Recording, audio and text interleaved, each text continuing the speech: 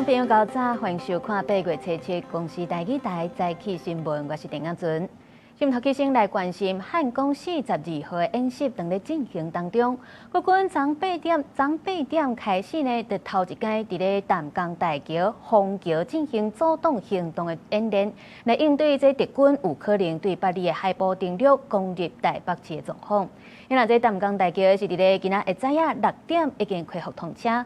另外，今仔日伫咧南部地区，包含台南、高雄、甲屏东，对小等的10点到10点半，特别大型来进行城镇盾城的演习。国军工兵部队探暝时，伫咧淡江大桥的桥边捡一箍一箍的铁网仔，因为若准敌军对北部海沙堡登陆，想要抢入淡江大桥，就会当真紧甲大批军力送去淡水河正边的出海口。国军头一届针对淡江大桥实施虹桥演练，严整作战能力。如果没有演习的话，可能他们如果真的要打过来，还是怎么样的，也不知道。有演习比较有让更多人知道说。其实这个威胁还是在的，或者是说，我们如果遇到这个危险的时候可以怎么办？这场演练对找到暗时8点到隔顿早起6点，军方除了设铁网仔，也搁出动卡车运沙包做防具工事。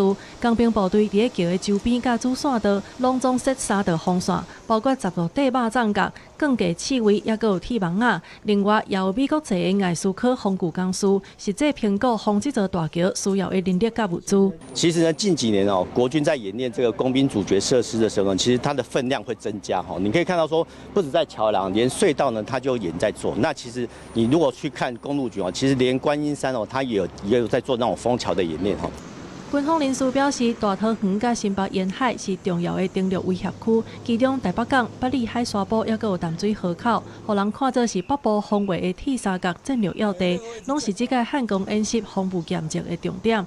面对中国两侧登陆威胁，国防部唔但爱检证桥的防御能力，同时也得向外界展现防卫固守的决心。记者综合报道。咱的国军当咧拼演习，国防部嘛佮公布又佮有9只的中国军舰、7只公务船、甲6只的中国军机来侵扰台湾。另外，也佮有一只中国籍的货船空满号是出现伫咱海底电缆线附近的海域，随后海巡甲赶走。有专家就认为讲，中国有可能就是咧试探咱的反应，咱也会当来加强这部分的演练。国军这礼拜是开始汉光演习，本岛、离岛拢有实兵演练。中国敢若是选伫咱操演的期间，故意加大铺设地带的侵扰。一只中国籍的货轮空满号出现伫咱海底电缆海域的边仔，负责南部恒春半岛巡防任务的海巡第14海巡队发现唔对水应处。现在停留位置为我国海缆区域，麻烦你即刻离开。麻烦你离开该海域，往北或往南走个大概5海里。面对海巡甲公布要求，空满号中国唔肯离开，好加在路尾是驶走无相关冲突。唔那是安尼，佮有一只挂蒙古国旗的宽机轮 Romantic， 最近是停伫台湾西部的外海时间超过1个月，行者是到基隆苗栗平湖，这是佮要挖苗栗外海中华电信海南的路线，车5方向7米的西南海域，海巡嘛派巡防艇去监察，或者观察这只宽机轮的行径真可疑，高个所在拢是外海南区域，敢若想要测试咱的战备，咱会当把机会甲破台威胁化作演习的一部分。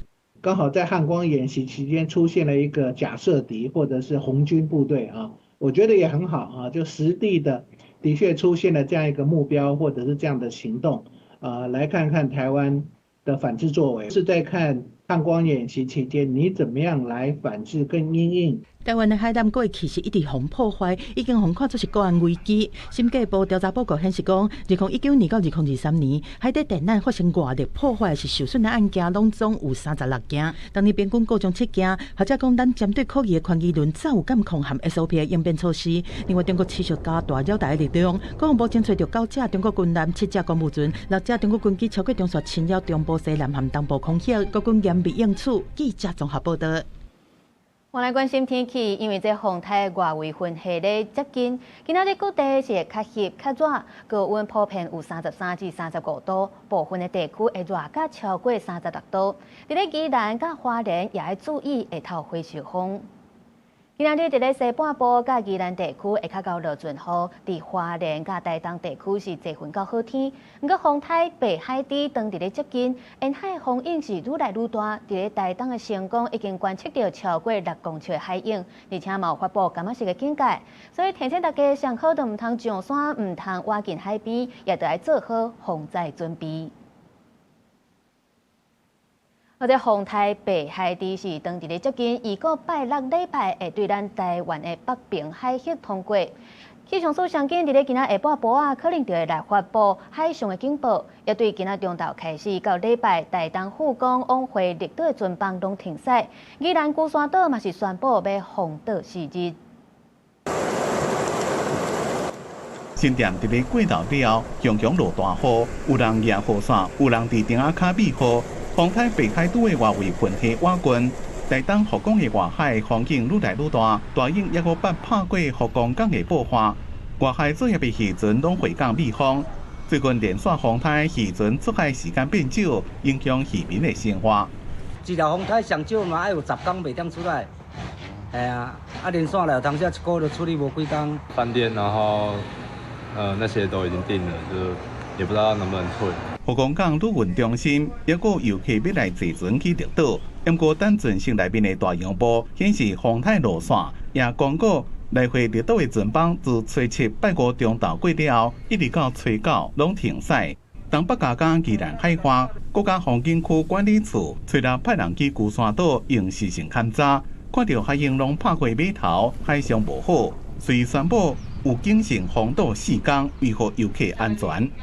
最接近的时间点就是在周6跟周日这2天。海景的话，目前来看还是预计跟之前看法一样，就是明天下半天左右。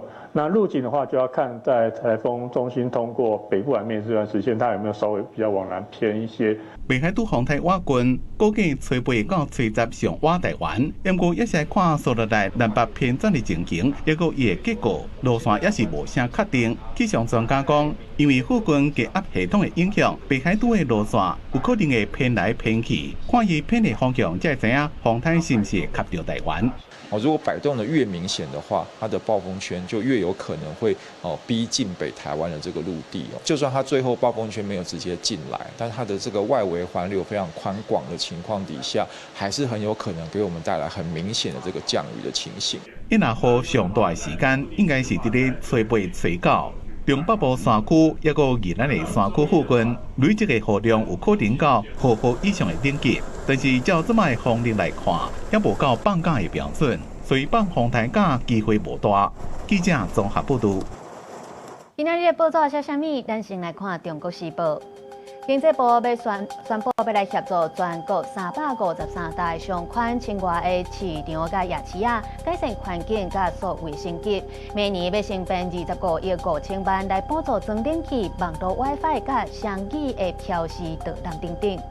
再来看联合报，受到中东战事的影响，咱的主计总处公布7月份的消费者物价指数 CPI 年增率是2.54%，连续3个月超过2%的通膨警戒线。因若食外口的开销年增率是有到 3.05%，创下6个月来的新高纪录。落尾是自由时报，行政院会通过内政部所提出的灾害防救法部分条文的修正草案，将海扫也有崩山湖列作天然的灾害。另外讲到这灾害防救法的修正草案，也有规定出各项公务机关应该爱找人来做灾防长，负责防灾救灾相关的业务，而且是指定由农业部甲内政部做中央灾害防救的业务主管机关，负责统筹应变，也有关键的决策。桥不见了，桥掉了。马太安溪桥和大水冲断，附近的监控人员赶紧驶车离开。车子！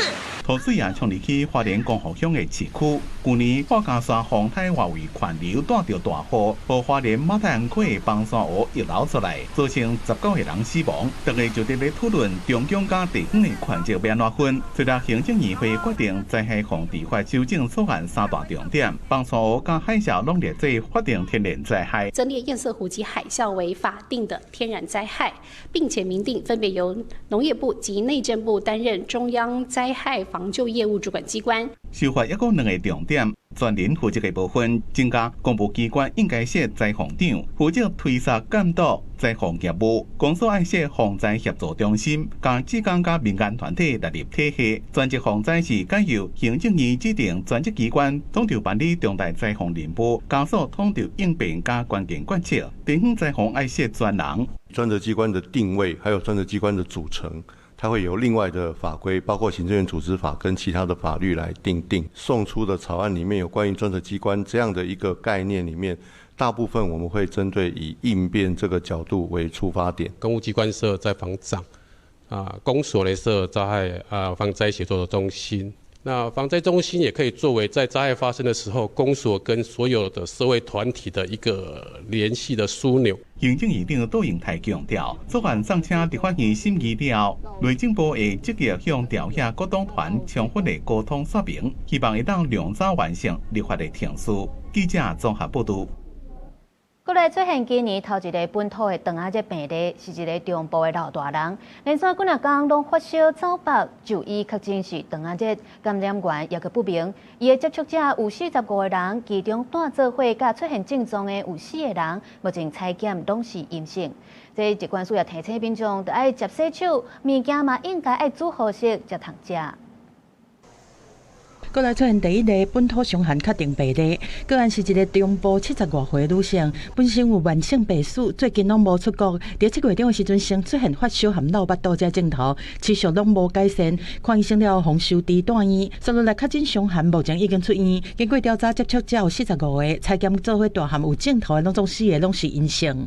食物里面如果含有被污染的伤寒杆菌，吃下去之后会高烧不退、腹痛、腹泻，甚至腹胀，甚至呕吐，这些症状有时候会持续很久。疾管署指出，讲伤寒是肠道的传染病，是伤寒怪菌引起的。透过互病人，也是身躯有这种菌的人，因会使着污染的食品，也是啉的水来传播。身躯有这种菌的人，无一定有症头。我病者会有持续性发烧、头痛、闹巴肚，也是出现红疹这症头。若发生在喙着族群，有一定的风险。如果说一直腹泻的话，当然会脱水，脱水的话就会有生命的危险。那所以要及早的就医，要怎么防治呢？基本上就是2个，一个是手部卫生，一个是饮食卫生。疾管署提醒讲，食米含啉的水啊，确实煮好食。在保存的过程嘛，要注意避免交叉污染。另外，接洗手会当大幅降低感染的风险，一定要使用湿润还是洗手膏。过来加起来，即卖已经有4例伤寒确定病例，包括1个本土病例和3例境外移入。记者综合报道。中联邮政的油验出本编币钞票，予台中市府冻罚600万，而且下令停工。这前期到当时也未收煞，前几日啦，中联就来申请要复工，不过即马是已经去予台中市府来驳回。台中市府认为讲，中联所提出的改善内容，也是拢关注伫咧黄豆原料本身，并无完整来理清公司的内部管理、系统性风险失灵的缺失，所以无法度确保伊复工了后，敢袂阁出现差错。所以是依法来驳回中联要复工的申请。未来伫有效控制各项风险进程，也是绝对袂同意复工。另外，那沙拉油这苦地油嘛是验出本编币钞票，不过在生产的过程当中，炒原料的温度其实上悬嘛，干那100度，唔是高温的制停。到底是安怎会出现本编币钞票的问题？是署讲是会阁找专家做伙来调查原因，希望会当赶紧来改善，降低风险。稽查人员来到嘉义县这间限量麻油厂来稽查，了解产油的制定和厂区的设备。采购台北市接到自主通报8年长冷压黄金苦地油验出本编币超标，最源头发现产品是这间麻油厂生产的。命令全部停止作业，所有油品全面性下架。嘉义县制油厂总共有34家。经查资本额均属1000万以下，非属食药署公告3000万以上需强制检验。这批问题课题油的原料是对中国来的，拢总生产330公斤，卖互人工公司含中料香农会总重差不多是204公斤，家己零售的28公斤，将来剩98公斤已经要求销毁。只是对产制过程中发现讲，产品烘炒的温度上悬干到100度，毋是高温制定，嘛是验出超标。加上每一间地址的来源工法和温度拢无相同，各业者是无法度提出完整原料的来源来做证据。消息认为讲，目前阁无法度找出共同原因，嘛袂当认定问题就是出伫地址的产地。是以茶籽焙炒，然后在90到100度C，然后静置、榨油、过滤，然后就做包装跟贴标。这一批的产品总共生产了330公斤的苦茶油。消息表示讲，针对问题课题油已经渐渐调查，希望会当找出有可能影响苯品比生成的因素，伊嘛会找专家来辅导业者，保障民众使用油品的安全。记者综合报道。镜头换来看国外，在美国甲伊朗的谈判是出现重大进展。伊朗证实讲，甲阿曼的协商荷姆海峡的航运安排已经进入最后的阶段。外国媒体嘛有报道讲，美国正咧评估互伊朗来管理部分航道的方案。所以若准讲双方讲定，这就是开战5个月以来，美国对伊朗上大让步。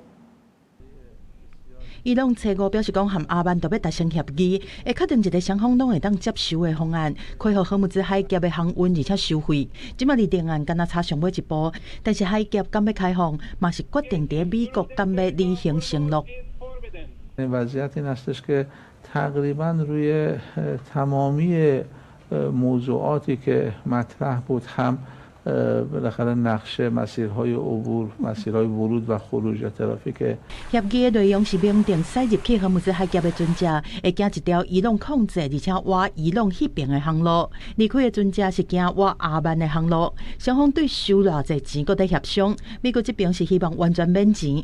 分析指出讲，美方若接受这项协议，就等于是甲海峡航运的掌控权交予伊朗，是美方开战甲打对伊朗上大的让步。嘛表示美国和以色列联手对伊朗开战5个月，认为嘛是甲区域权力平衡，比作对伊朗有利。消息人士指出讲，伊朗嘛搁一摆警告，若美国对准伊朗的基础设施，伊嘛会打击波湾地区的能源设施和其他区域的目标来报复。If they back out again, they're going to get hit really hard.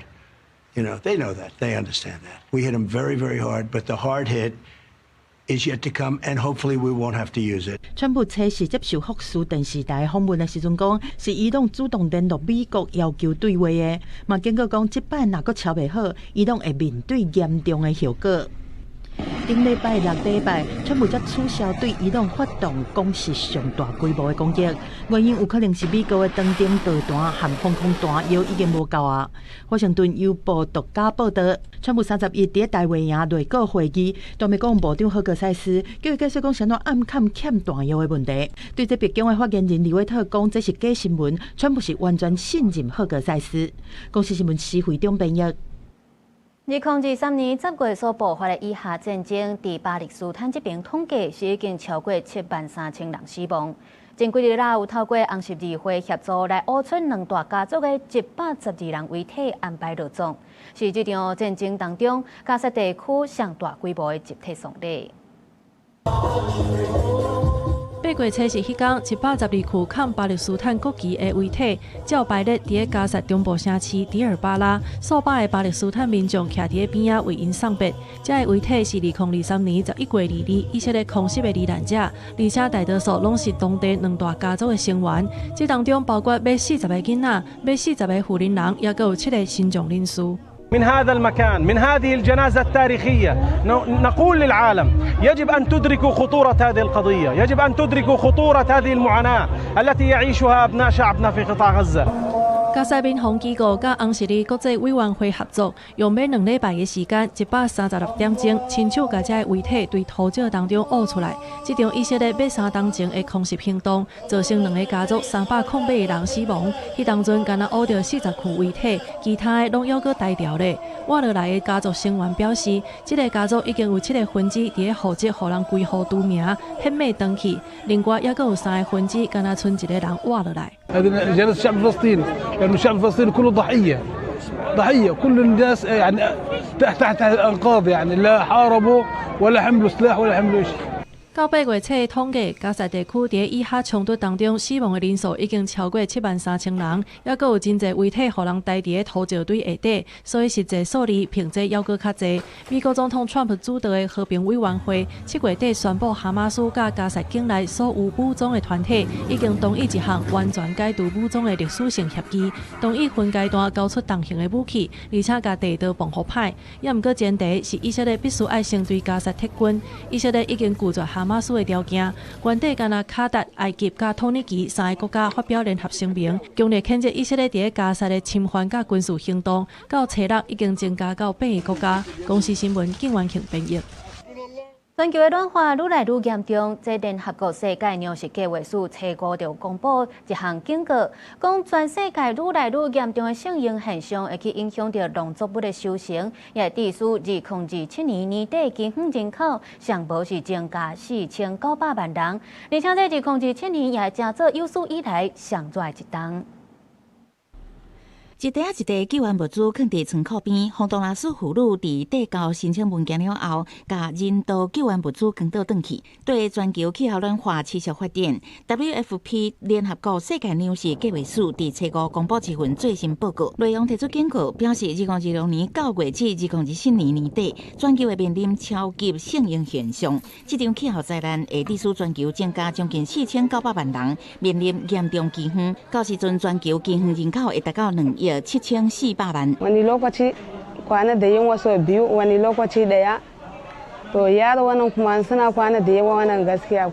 报告指出，超级性烟发生的机会达到81%，真可能是1950年以来上严重的性烟现象。海面温度会达到1982年以来最高温。分析指出，全球会有45个国家严重受到影响，面临饥饿甲营养不良的人口比例会增加22%。其中，中美洲受灾人口预定会增加83%，南部非洲会增加将近75%，南美洲甲加勒比地区可能会各增加超过1200万人陷入饥饿的危机。超级性烟嘛，互各国的夏季高温一直创下新冠纪录。奥地利的国家气象局初5伫维也纳测量41.2度的高温，创下历史新冠纪录。Wir haben Termin leider beim Arzt, deswegen wir sind momentan draußen auf der Straße, aber sonst wirklich ist lieber zu Hause bleiben mit dem Kind. 另外，斯洛伐克水文气象研究所是伫同一天测量到高温41.4度，超过2026年6月30日41.3度的高温纪录，同款创下历史上新高温的纪录。WFP 联合国世界粮食计划署警告，超级性烟一定会伫今年9月至12月影响上大，可见农作物的种植收成季节一定会互2027年的年均温变作历史上上热一年。公司新闻陈思彤编译。国际阁有啥物要紧待？咱做回来看世界。受到伊朗支持的也门武装组织青年运动，拜是向政府军来发动攻击，有真侪大军营受到轰炸，造成至少58人死亡，是也门内战3冬多以来上惨重的冲突。美国传出大规模沙门氏菌的感染事件，包含27个州已经通报345件的病例，研判这感染源可能是来自墨西哥农场番仔姜，已经要求供应商回收产品。有治安公司调查发现，讲超过20款中国制造的网络路由器都有藏后尾门，互人会当控制，而且每35秒都有一个伫咧中国的 IP 进行自动连线。预估全球至少有10万台这款的路由器。镜头转来看国内，针对着今年度的总预算案，昨立法院进行第2轮的协商。国民党立委洪晓玲是搁再提案要来冻结行政院长倒英台薪水，批评行政院无要复述、无要执行立法院所通过法案。因民进党团这边就表示讲，咱的宪法内底本地就有无复述、唔复述的这个设计。因针对要删除冻结公司的预算，因为南北党团是超白平，立法院长韩国瑜才是相关的提案拢先保留。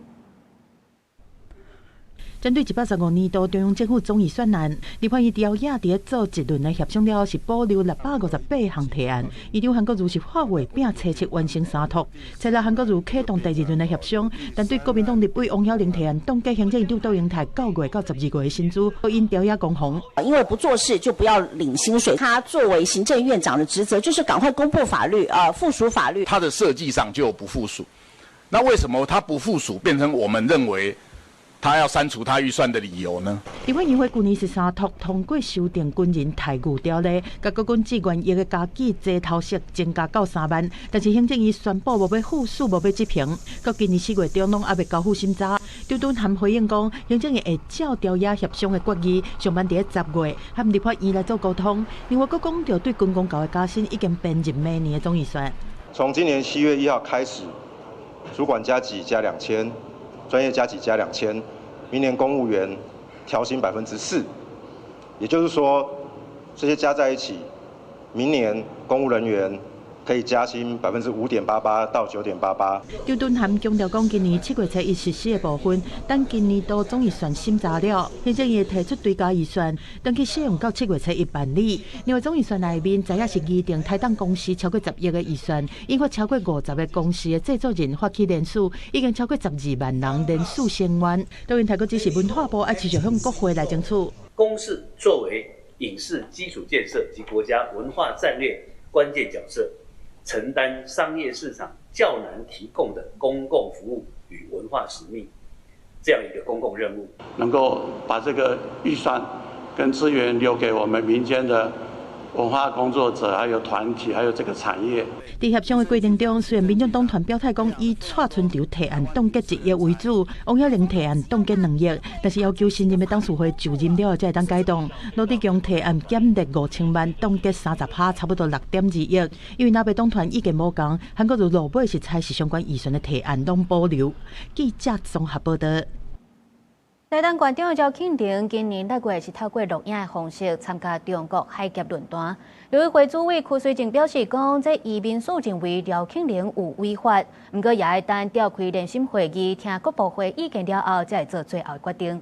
因为刘委会副主委杨文佳是态度热闹，讲有看这赵庆玲发言的内容，认为伊无卡到政治的议题，无问题。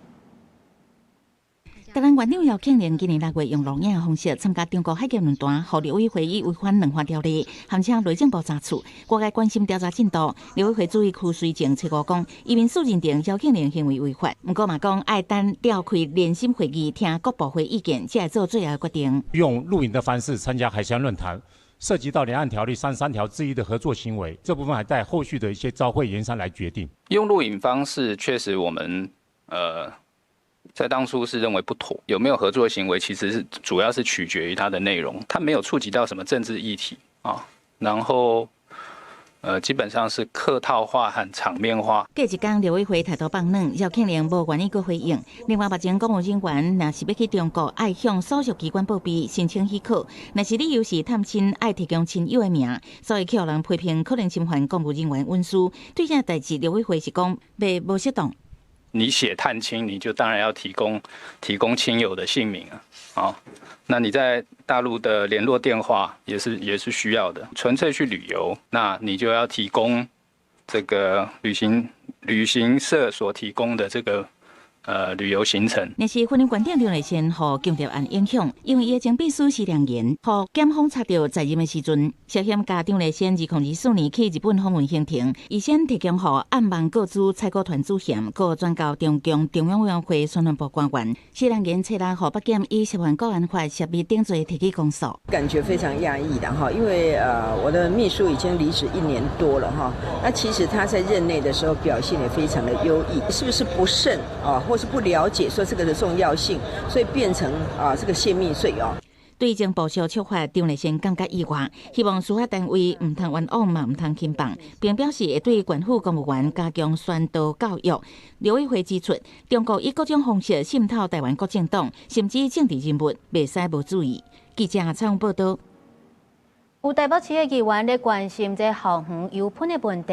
台北市的教育局长说是讲，会当甲这村的甲弱势团体来交流，引起争议。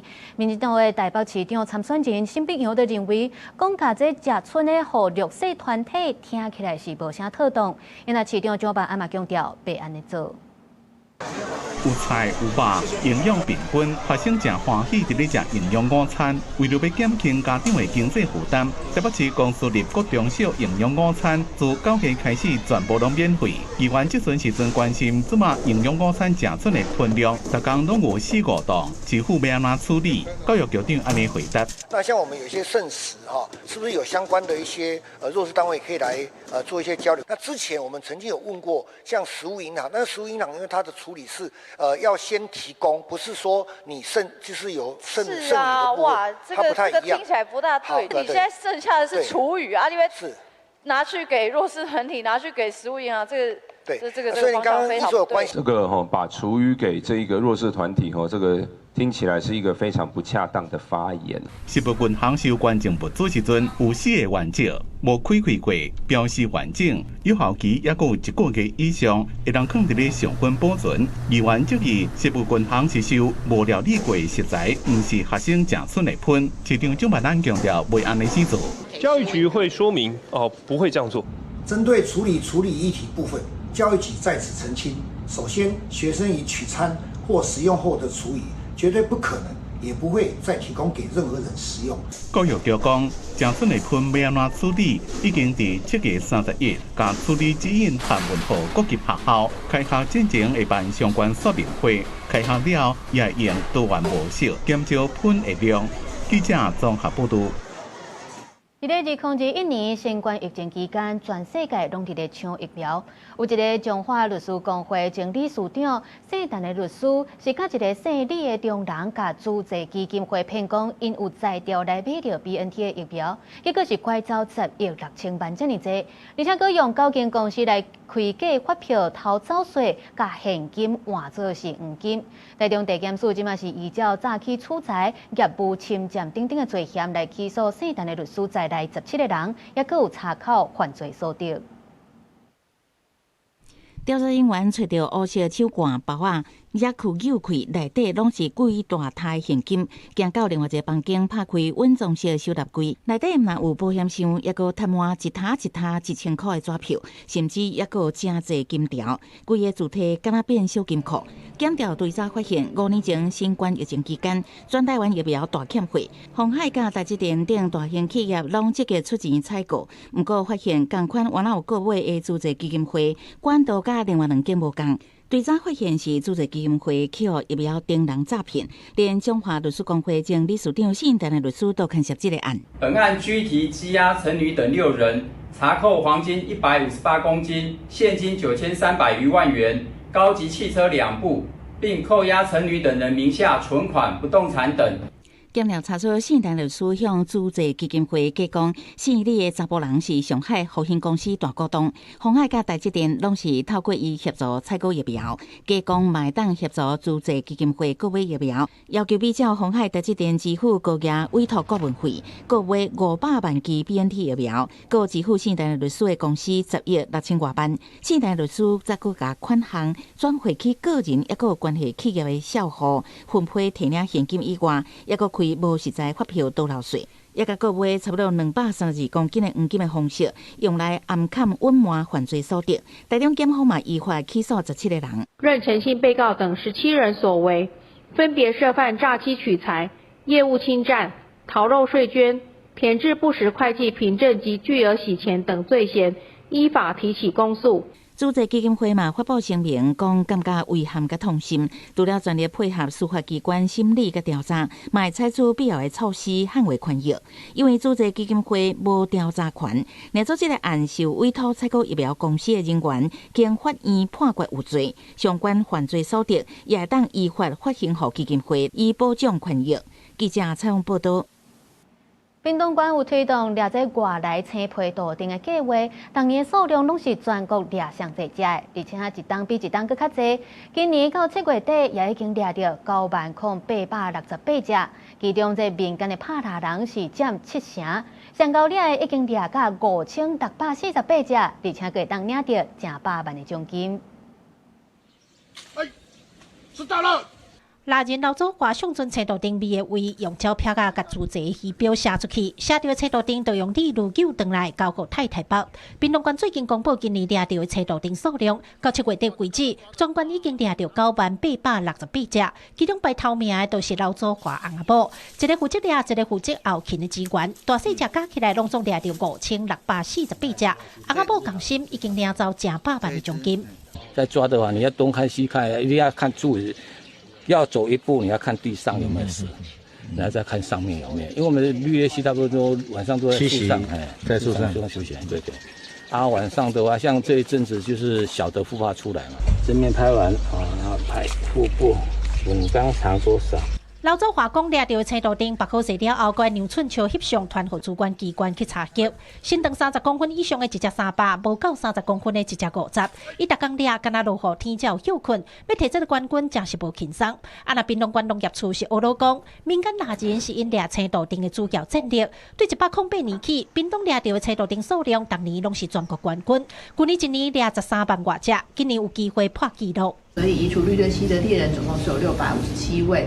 那经统计呢，其中实际有加入移除工作的大概是有90位，那已经领走了大概850万元的礼券。最近有民众伫国道3区南部路段撞到车道顶，害车辆向急动，实在真危险。民众质疑车道顶敢拖甲这严重？老祖话是讲，车道顶除了生拖，一定有水的所在，有时嘛走去车路。出现伫高速公路随风较罕哩快，不过真正无奇怪。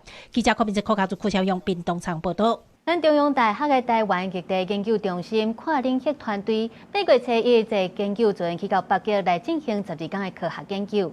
这是头一届由咱台湾的团队家己规划极地研究航程，要来调查气候变迁所留落来痕迹甲影响。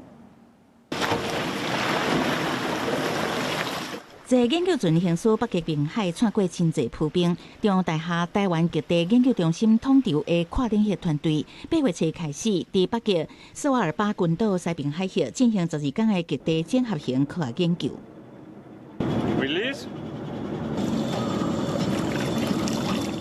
这是头一届由台湾团队自主规划航程路线，连接无共领域的科学研究。以重大来讲，2021年开始，当年伫斯瓦尔巴西边的 France Strait 放漂流浮标，今年延伸到冰河海湾，追踪井水甲海水烧烂，监测冰川快速扬起，也甲伊对碳循环的影响。这些从陆地上的来源，到底有多少会回到大气中？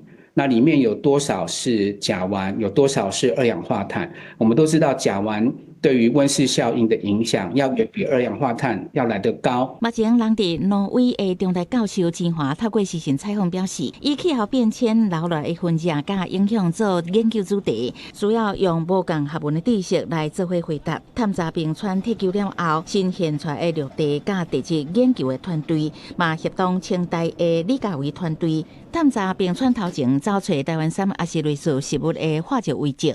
西伯利亚、在阿拉斯加以及在现在北极斯瓦尔巴也曾发现台湾山化石的踪迹，所以这个就是一个代表说，在气候变迁的环境之下，植物演化的过程。那我们怎么样在中间找到以台湾命名的台湾山，对我们自己来讲意义重大。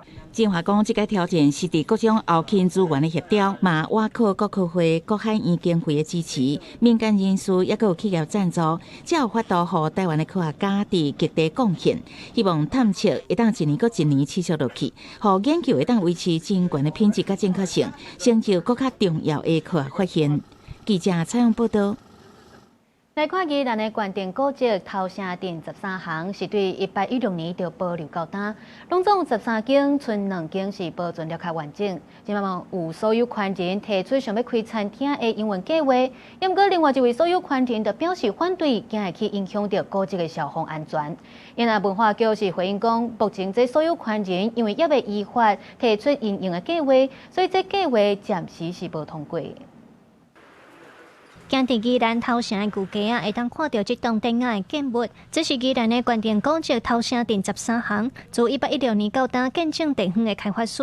13项在清朝时期是对外贸易的航道，拢总有13间。即马剩河边街140号甲142号保存较完整。为着古迹活化，有所有权人提出要做餐厅的经营计划，在找来参议咱关文化局开审查会议。不过，另外有所有权人有无共意见，呼吁政府爱尊重古迹文史，应当规划基本用途。餐厅其实用这个明，它不得不用明火啦，讲实在。你要全部的人都吃沙西米，这个其实是有困难的啦，所以咱就莫去卡到这个法律啦，尽量把这间厝特有的一个特色给做出来，是较拄好嘿。部分所有权人康保持认为，古迹爱整体规划，应当爱全部所有权人同齐参详，袂当以产权分割就来决定未来要做啥。那宜兰县文化局是回应讲，因为两户产权分割真清楚，所有权人有权利针对家己的部分提出应用计划，不过因为也无依法提出应用计划，所以计划是暂时无通过。建物跟土地产权，事实上就我们所知是已经很完整的切割成2户的部分了哈。我尊重另外一户他对于古迹的一个期待，还有一个意见陈述的这个部分。那当然，我最好的状况就是2个产权人能够达成共识，但我们也依法必须保障这个古迹它本身的一个完整，还有使用者的安全。文化局表示，若假未来拍算要开餐厅，所有权人都要提出应用计划，就要家己找专家来评估建筑结构、消防安全、甲无障碍设施等等，嘛要确保古迹会当维持原貌袂受损。有应用计划才会当送到文化局审查，文化局嘛会找文资专家来开会。记者卢尚如、郑俊佑、林铁宏宜兰报道。中正纪念堂对8月开始举办自由汇率的展览，展出咱台湾民主自由的发展过程，也有对未来展望。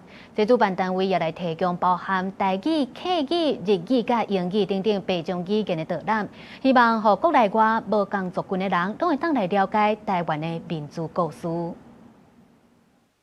我的原罪后摆会分明，水田唔通卖。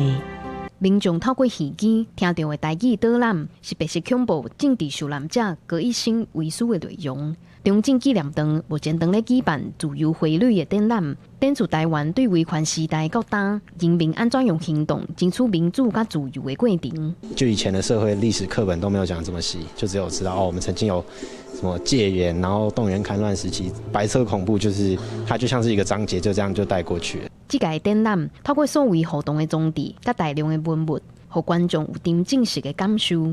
除了呈现郑南榕先生自焚的所在，更有国民政府透过禁歌、禁册，限制台湾人民言论甲思想自由的迄种压迫。应该就个人的威权体制、强人政治、强人政治之下，伊的标准就是无标准。啊，伫这早期的中间，当然你老百姓都无迄个言论自由。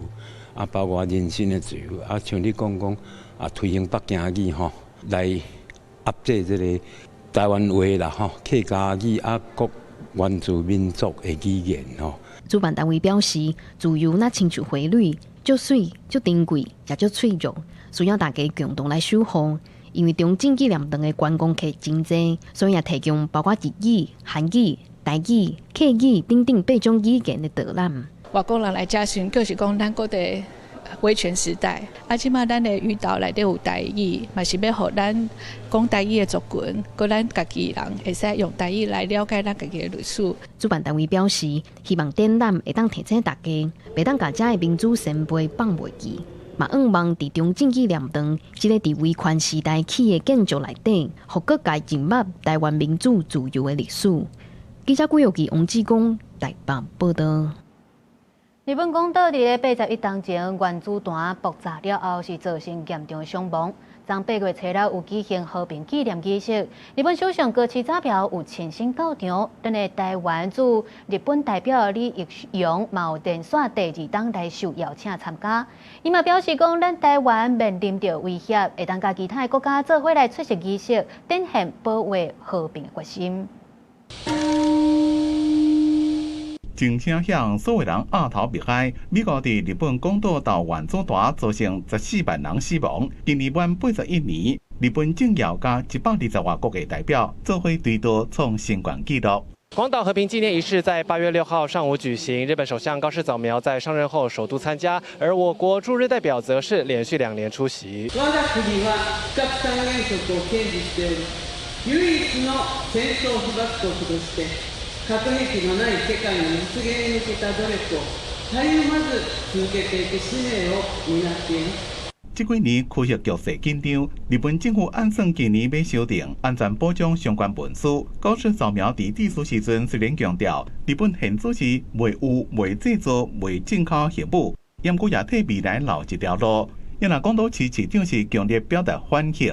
核兵器の非人道性を軽視し、自国の繁栄のための武力行使を認めることは、暴力を伴う報復の連鎖を許容し。第3の広島、長崎を作り出すことになりかねません。仪式内面唱和平歌，放代表和平的白粉鸟，参加的代表献花致意。男驻日本代表李彦洋趁机会甲梵蒂冈、巴拉圭也个印度等驻日本大使交流。中国正以惊人的速度在扩展这个核子武器。我们跟所有世界爱好和平的国家一起努力来维护。这个区域的和平，那最重要的是台海的这个和平。181年来，广岛用几类的历史经验，甲世人讲到战争的无情。伫台湾这么拄到威胁的时阵，会当参加这种场合，更加代表咱甲世界各国制定捍卫和平的决心。公司国际记者谢小浩，日本广岛采访报道。来看孟加拉的顺德番薯是全世界上大片的红树林，嘛是这保育类动物孟加拉虎重要生态地。不过保育几啊冬，这孟加拉虎也是敢若剩120外只尔尔。专家就警告讲，这孟加拉虎若是消失去，规个生态系恐惊嘛会放弃。这是顺德班市红树林为空中看，白白水道甲森林整做6000平方公里，是地球上上重要湿地生态系之一。不过在这片森林深处，孟加拉虎却是愈来愈少。আমি সন্তুষ্ট না, বাঘ আরও দরকার, কারণ আমাদের 6017 square kilometre Sundarban 125টা কেন, 130টা কেন, এখানে থাকতে হবে প্রায় 500。数字比应该会规模较少，虽然政府近年来投资保育，不过虎群依然是真少。其中一项挑战是无法度阻止人进入森林。আজকে আমাদের সুন্দরবনের ভিতরে 100 ফরেস্ট ডিপার্টমেন্টকে লাইন দিয়ে ডিউটিতে দিব। আমরা পেটের দায় হোক যেভাবে হোক চুরি করে কিন্তু সুন্দরবনে আমরা যাবই যাব। এখন একবার যদি বাঘ ডাকে আর সেই ডাক যদি গ্রামবাসী শোনে, ওই ফরেস্টার লাগবে না, ওই ডিউটি করা লাগবে না, জীবনে সুন্দরবনে ওই মানুষের আর যাবে না চুরি করতে।不过，这种天然的震撼声音的消息，专家指出，虎数量成长较慢有真侪原因，除了非法捕捞，这几年强烈风台一直侵袭孟加拉，也正做虎群的温馨杀手。专家警告，若虎消失，影响的不是这种物种。বাঘ বাঁচলে সুন্দরবন বাঁচবে, সুন্দরবন প্রটেক্টেড হবে, আর সুন্দরবনের যে ফুটপ্রিন্টস ওইটা হচ্ছে সংরক্ষিত হবে, আর সুন্দরবনের উপর যে ডিপেন্ডেন্ট কমিউনিটি তাদের জীবন জীবিকা এনশিওরড হবে。虎是维持规个生态系关键物种，不过保育唔是一下就做到，无法度2年来就互虎群翻倍增加。顺德班社未来是人甲自然共存的行，顶个猎食者消失，生态链失衡的效果，最后会等到人类自身。公视新闻林义祖报道。因那非洲特有的白鳃牛，即马嘛是强要绝种，其中这北方白鳃牛是敢若剩2只母的尔尔。乌干达就决定要找南方的白鳃牛来拍种并复育。乌干达野生动物保护局的工作人员七脚八手，把这只超过2吨的南方白鳃牛送去哩卡车，再往由政府甲国际资助的基大坡河谷国家公园做复育北方白鳃牛的基础。The Chidepo Valley Conservation Area used to be occupied by the northern white rhino species, which is a subspecies of the white rhino. But now we are taking the southern white rhino, because the northern white rhino, as you may know, we are remaining with only 2 in the whole world. That's why we decided to start with the southern white rhino, because it is a subspecies. The northern white and southern white are subspecies of the same species, so it is fine. So we made a decision to translocate the southern white rhino Sidepa Valley Conservation Area。保育人员的想法是，一方面透过人工受孕，互甘达村2只母的北方白鳃牛会当生后代；一方面，甲公的南方白鳃牛刷去国家公园，互咱北2种的白鳃牛自然拍种。事实上，白鳃牛毋是白色的，因的皮肤色甲乌鳃牛差不多。会叫做白鳃牛，简单是因为数百年前先后卡到非洲殖民的荷兰人甲英国人翻译丁达所致。白鳃牛是非洲特有的物种，不过伫1960年代各国前后独立的时，因为战乱、无政府的状况，致使真侪人偷拍啦。原本数量真侪白鳃牛族群真紧就变少，目前干那14000多只。相时野外已经完全看无北方白鳃牛，因的近亲南方白鳃牛伫乌干达嘛剩无100只。The reason mainly that led to their extinction was poaching. The rhinos were poached especially because of their horn, because people believe that the horn contains aphrodisiac properties, but also prestige. 基大坡河谷国家公园，人讲是非洲真正的园堡。疫情解封后的这几年，一冬的观光客有到7000多人。保育机构希望透过观光税收的分配，让地方居民更加愿意参与保护白鳃牛甲其他野生动物的行动。公司新闻7家人编译。伫咧新闻的最后，要再来提醒大家，稍等的10点开始，伫咧南部地区，包含台南、高雄甲屏东，要来进行城镇润成的演习，会维持到10点半才结束。提醒民众都要配合指示去避难。所以来，咱做回来关心今仔日各地头的温度。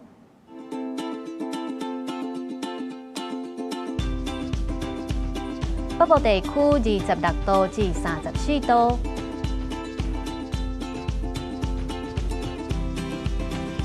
中部地区26度至35度，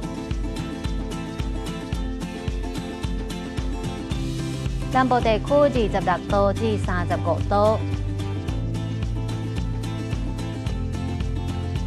东部地区26度至36度，外岛地区27度至35度。也有未来3天气象。